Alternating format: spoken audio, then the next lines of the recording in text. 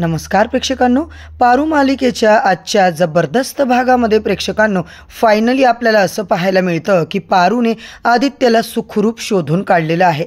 पण प्रेक्षकांनो, ज्या वेळेला इकडे आता आलेली असते अहिल्यादेवी, त्यावेळेला खऱ्या अर्थाने वेगळाच टर्न ट्विस्ट मालिकेत येताना दिसतोय।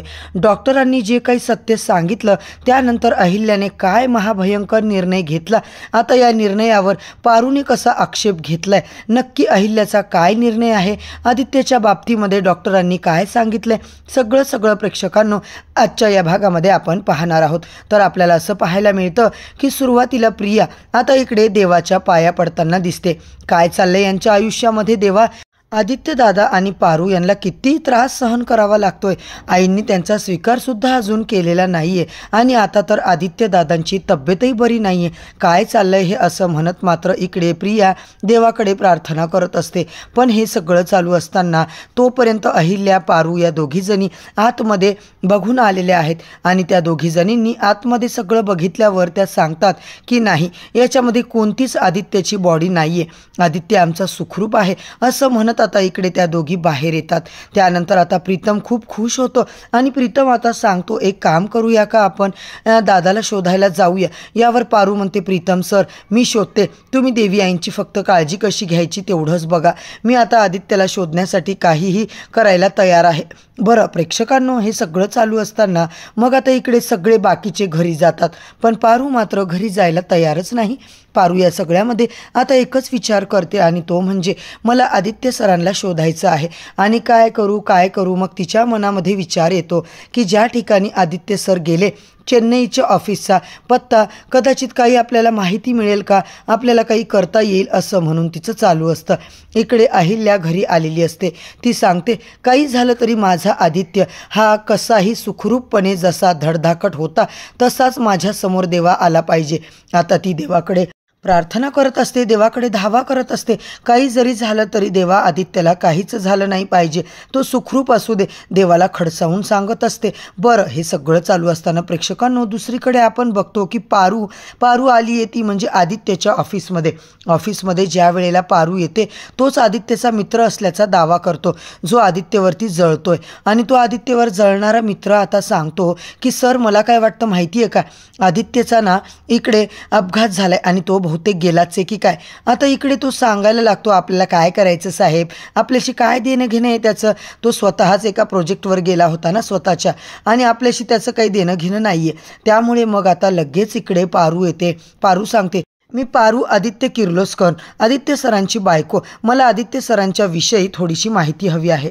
यावरती ते दोघं जण म्हणतात, हे बघ त्याचा अपघात झालाय, त्याचाच तो गेला असेल, आम्हाला याच्याबद्दल काही माहीत नाहीये, आणि बघ तू त्याचे काही नुकसान भरपाई वगैरे आम्हाला मागायला आली असशील तर ती नुकसान भरपाई द्यायला आम्ही काही तुझे बांधील नाहीयेत, तुझा नवरा मेला असेल तर तुझं तू बघ असं म्हटल्यावर ती फटकन एक थोबाडीत देते आणि पारू म्हणते, हे बघा ही तर मी माझ्या नवऱ्याची भरपाई घेण्यासाठी आलेलीच नाहीये, मी फक्त आले ती म्हणजे माझ्या मंगळसूत्राच्या धन्याला मला त्यांना शोधायचे, मला त्यांचा ॲड्रेस पाहिजे, तो ॲड्रेस मला द्या।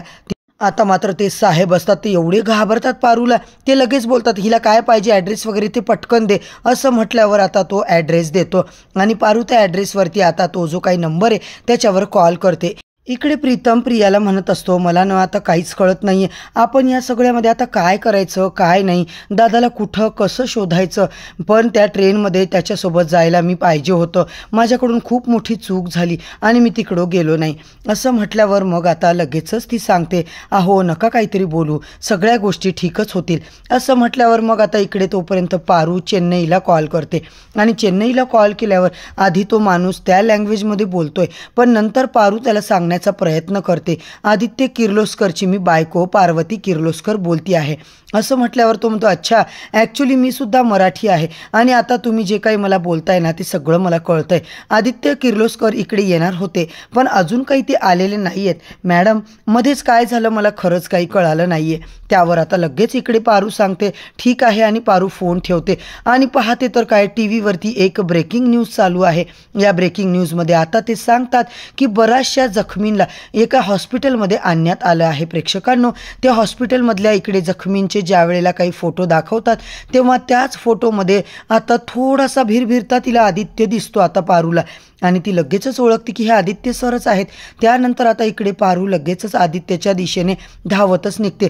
ती त्याच्या आधी फोन करते, ते म्हणजे इकडे प्रीतमला कॉल करते। Hello Pritam sir, Aditya sir भेटलेत। यावरती प्रीतम म्हणतो, काय बोलतेस तू पारू, दादा कुठे आहे? यावरती सांगते, आत्ता विकास हॉस्पिटल म्हणून जे आहे ना, कुठलं तरी हॉस्पिटल, तिथे एक न्यूज चॅनलवरती न्यूज बघितली, तुम्ही ती चौकशी करा की ते नक्की काय आहे, आणि किंवा त्या कॉलेजच्या हॉस्पिटलमध्ये आदित्य सर आहेत 100%। असं म्हटल्यावर मग आता लगेच तो म्हणतो, ठीक आहे पारू, 100% तू बघितलंस ना की तो आदित्य दादाच आहे? त्यावरती सांगते, हो मी 100% बघितलंय। म्हणजे खरं सांगायचं तर आता मी आदित्य सरांना ओळखायला चुकणारच नाहीये। आता असं पारूने म्हटल्यावर प्रीतम ताबडतोब ठीक आहे म्हणतो आणि तिकडून पटापट निघतो न्यूज चॅनल बघून। लगेच त्याला कळलं की न्यूजमध्ये दिसलं हॉस्पिटल विकास। आता हॉस्पिटल विकासमध्ये आहे आदित्य। इकडे पारू विचार करते की नाही, मला सुद्धा त्या हॉस्पिटलमध्ये जायला पाहिजे। धनी कसे असतील काय माहीत। पारू आधी प्रीतमच्या आधी हॉस्पिटलमध्ये पोहोचते। इकडे अहिल्याने मात्र देव पाण्यात ठेवलेले असतात। दामिनी येते आणि मला तर वहिनी साहेबांचं न काही कळतच नाही, म्हणजे वहिनी साहेब या सगळ्या मध्ये आता इकडे काय करतायत मला काही समजत नाहीये। एकीकडे त्या सांगतात की आदित्य सोबत माझा काही संबंध नाही, दुसरीकडे त्याच बोलतात की आदित्यसाठी म्हणजे देवाला पाण्यात ठेवतात। आता मला तर काही कळत नाही बाबा, या वहिनी साहेब असं का करतायत? बरं, हे सगळं चालू असताना आता इकडे प्रिया येते अहिल्याकडे। ती सांगते की पारूचा फोन आला होता, आई आदित्य दादा सापडलेत, विकास हॉस्पिटलमध्ये आहेत। लगेच अहिल्या जायला निघते, प्रियाला म्हणते तू पण चल। त्यावर प्रिया सांगायला लागते, नाही मी नाही येत, इथे देवाचे आता आभार मानत आहे, तुम्ही निघा। असं म्हणत प्रिया तिथे थांबते। अहिल्या तिकडून आता निघून जाते। त्यानंतर आता मग लगेच अहिल्या सांगते की ठीक आहे, देवाचे आभार ती मानते। इकडे प्रेक्षकांनो, पारू धावत पळत त्या हॉस्पिटलमध्ये येते, पण तिने विचारल्यावर कोणीच काही तिला सांगत नाही। आता ती वॉर्डमध्ये जायला निघते। वॉर्ड बॉय आणि नर्स तिला अडवते, पण तरी ती बघते आदित्य सर धावत पळत ती आदित्यकडे जाते। मग आदित्य सर उठा, आदित्य सर उठा असं आता ती बोलत असते। त्यावेळेला ती आता बोलते ज्या वेळेला, मग आता लगेच प्रेक्षकांनो आदित्य काहीच रिस्पॉन्स देत नाही। तोपर्यंत प्रीतम पण पोहोचलाय, आदित्यची चौकशी करतोय। त्याला कळतं की वॉर्डमध्ये आदित्य आहे। धावत पळत प्रीतम तिकडे आलेला असतो। मग काय, लगेच प्रीतम सांगतोय की दादा उठ ना, दादा उठ, काय झाले तुला दादा? इकडे पारू सुद्धा आदित्य सर उठा असं करून तुम्हाला चालणार नाही, काही झालं तरी तुम्हाला उठायलाच पाहिजे, आदित्य सर प्लीज उठा असं ती सारखं म्हणायला लागते, रडायला लागते। मग काय प्रेक्षकांनो, डॉक्टर म्हणतात, हे बघा मॅडम, कसं आहे माहिती आहे का, त्यांच्या डोक्याला खूप मार लागलाय, आल्यापासून ते आता शुद्धीत नाही आहे, तुम्ही त्यांना जास्त काही प्रेशर देऊ नका। तितक्यात येते तिकडे दामिनी, ए पारू चल बाजूला हो, काय तू त्याची काळजी घेणार? आदित्य बाळा उठ बरं। पारू म्हणते, हे बघा दामिनी मॅडम, मी माझ्या नवऱ्याची काळजी घ्यायला समर्थ आहे। चिडलेली आता इकडे दामिनी म्हणते, काय पैसे आहेत का भरायला हॉस्पिटलच्या महागड्या बिलाला? आली मोठी शहाणी, मला सांगते असं। त्यावर प्रीतम म्हणतो, काकू प्लीज, ही वेळ नाही आहे गं भांडण करायची, जरा शांत बस। तितक्यात अहिल्या तिकडे आली। अहिल्या आता डॉक्टरला बोलते, काय झालं आदित्यला झालं तरी काय डॉक्टर आता सांगायला लागतात की आदित्यचा आता इकडे डोक्याला मुक्का मार लागलेला आहे, त्यामुळे तो अनकॉन्शियस आहे, अजून बेशुद्ध आहे, शुद्धीवर आला नाही। अहिल्या सांगते, ठीक आहे, मी माझ्या मुलाला घेऊन आता घरी जाते। असं म्हटल्यावरती सांगते, आत्ताच्या आता मी माझ्या मुलाला घरी घेऊन जाते। पारू येते आणि देवी आई, ते माझे धनी आहेत, त्यांची काळजी मी घेणार, माझ्या नवऱ्याची काळजी मी घेऊ शकते असं म्हणत आता आदित्यला आपल्यासोबत निघायला सांगते। आता ती या सगळ्यामध्ये अहिल्याला अडकवण्याचं काम करते, पण प्रेक्षकांनो आता मात्र ही काहीच ऐकत नाही पारूला।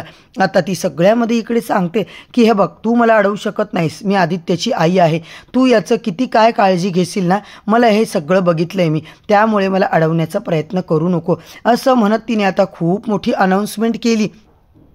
आदित्य शुद्धीवर आल्यावरती आता बरं, या सगळ्यामध्ये आदित्य शुद्धीवर तर येणार, पण त्याच्या डोक्याला मार लागल्यामुळे काही घडामोडी घडणार आहेत का वेगळ्या, ते मात्र आपल्याला उद्याच्याच भागात कळणार आहे प्रेक्षकांनो। आता आदित्यची खरंच स्मृती जाणार का, पारू अहिल्याला तो ओळखणार की नाही, हे सगळा धमाका जो काही आहे तो आपल्याला उद्याच कळणार आहे। आता अहिल्या खरंच आदित्यला घरी घेऊन जाणार आणि पारूला हाकलणार का, हे सगळं आता उद्याच्या भागात आपण बघणार आहोत। तर मित्रांनो, आता तुम्हाला पारू मालिकेचे एपिसोड रिव्ह्यू ऐकायचे असतील तर व्हिडिओला एक लाईक करा, चॅनलला सबस्क्राईब करायला विसरू नका। धन्यवाद।